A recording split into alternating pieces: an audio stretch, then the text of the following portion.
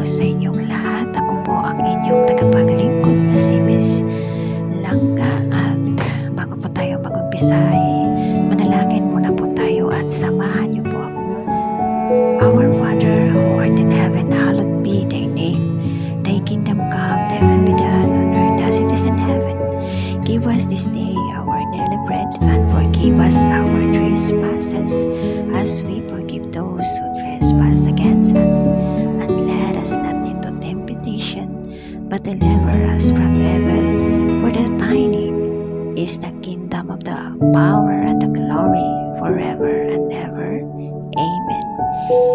At ating babasahin po ngayon ay Gospel. Ito po ay Matthew chapter 9 po at hanggang 38 po ito, at makinig po kayong lahat. Matthew chapter 9 verse 1. At lumulan siya sa isang tao at tumawid at tumating sa kanyang sariling bayan. At narito, dinala nila sa kanya ang isang lumpo na nakahiga sa isang higaan. At nang makita ni Jesus ang kanilang pananampalataya, ay sinabi sa lumpo, "Anak, laksan mo ang iyong loob, ang iyong mga kasalanan ay ipinatatawad na."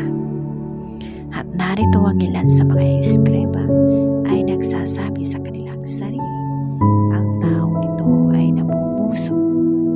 At pagkaunawa ni Jesus ng kanilang mga kaisipan ay sinabi, "Bakit nang-iisip kayo ng masama sa inyong mga puso? Sapagkat alinbaga ang lalong magaang sabihin, ipinatatawad na ang iyong mga kasalanan, o sabihin, magtindig ka at lumakad ka? Natapwat upang maalaman ninyo na ang anak ng tao may kapamahalaan sa lupa na magpatawad ng mga kasalanan." Sinabi nga niya sa lumpo, "Magtindig ka, buhatin mo ang iyong higaan at umuwi ka sa iyong bahay." At nagtindig siya at umuwi sa kanyang bahay. Natapwat nang makita ito ng karamihan ay nangatakot sila at kanilang niluwalhati ang kanyang o ang Diyos na nagbigay ng gayong kapamahalaan sa mga tao. At nagdaraan doon si Jesus ay nakita niya ang isang tao na kung tawaging Mateo, nakaupo sa paningilan ng buwis, at sinabi niya sa kanya, "Sumunod ka sa akin." At siya'y nagtindig at sumunod sa kanya. At nangyari na ang nakaupo siya sa pagkain sa bahay, narito ang maraming maniningil ng buwis at ang mga makasalanan ay nagsirating at nagsiupo kasalo ni Jesus at ng kanyang mga alagad. At nang makita ito ng mga Pariseo ay sinabi nila sa kanyang mga alagad, "Bakit sumasalo ang iyong guro sa mga maniningil ng buwis at mga makasalanan?" Natapat nang ito'y marinig niya ay ang kanyang sinabi, "Ang mga walang sakit ay hindi nangangailangan ng manggagamot, kundi ang mga may sakit. Natapat magsihayo kayo at ang inyong pag-aaralan kung ano ang kahulugan nito.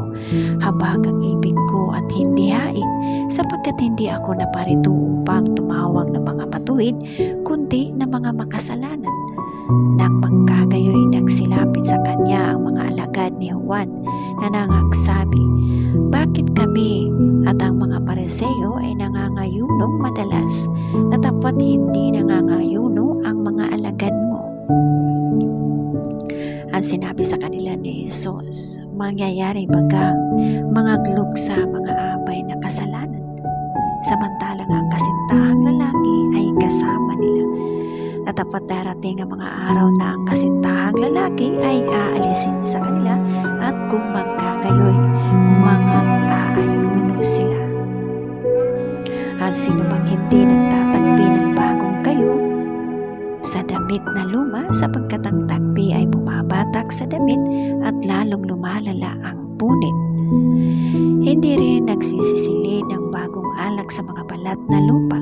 Sa ibang paraan ay nagpuputok o nangagpuputok ang mga balat at nangagpupubo ang alak at nangagsisira ang mga balat, kundi isinisilid ang bagong alak sa mga bagong balat at kapwa nagsisitagal.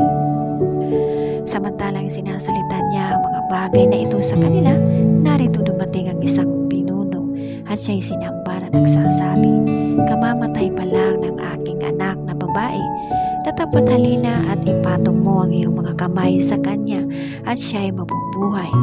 Si Jesus ay nagtindig at sumama sa kanya, pati ng kanyang mga alagad.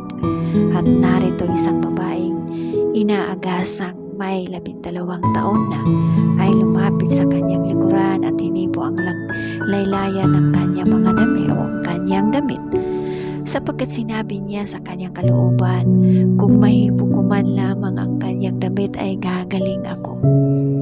Tatapwat, paglingon ni Jesus at pagkakita sa kanya ay sinabi, "Anak, laksan mo ang iyong loob. Pinagaling ka ng iyong pananampalataya," at gumaling ang babae mula sa oras na yaon. At nang pumasok si Jesus sa bahay ng pinuno at makita ang mga tumutugtog ng mga plauta at ang mga taong nangagkakagulo, at sinabi niya, "Magparaan kayo sapagkat hindi patay ang dalaga kundi natutulog." At tinawanan nila siya na nililibag. Tatapwat, nang mapalabas na ang mga tao ay pumasok siya at tiningnan niya siya sa kamay at nagbangon ng dalaga at kumalat ang